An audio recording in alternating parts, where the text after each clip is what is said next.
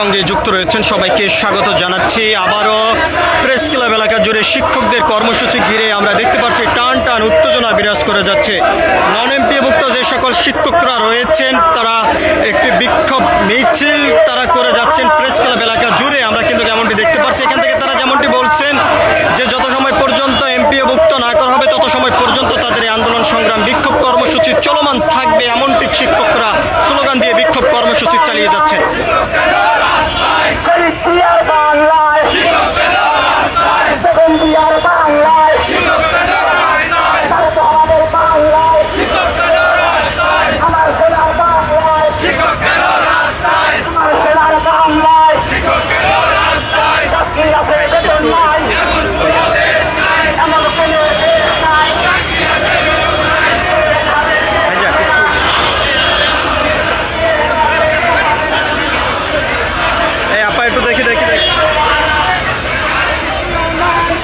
আমরা আপনাদেরকে একটু সরাসরি দেখানোর চেষ্টা করছি দেশ রূপান্তরের কেন্দ্রের মাধ্যমেই।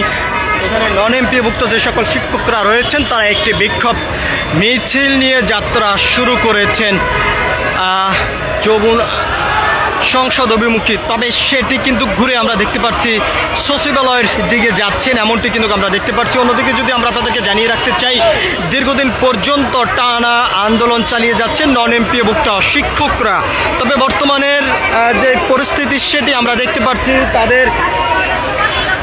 তাদের আন্দোলনকে ঘিরে টান টান উত্তেজনা বিরাজ করে যাচ্ছে। এখানে শিক্ষকরা যেমনটি জানিয়েছেন যত সময় পর্যন্ত তাদের দাবি মেনে নেওয়া না হবে তত সময় পর্যন্ত তারা তাদের এই আন্দোলন সংগ্রাম কর্মসূচি চালিয়ে যাবেন, এমনটি তারা এখান থেকে জানিয়েছেন।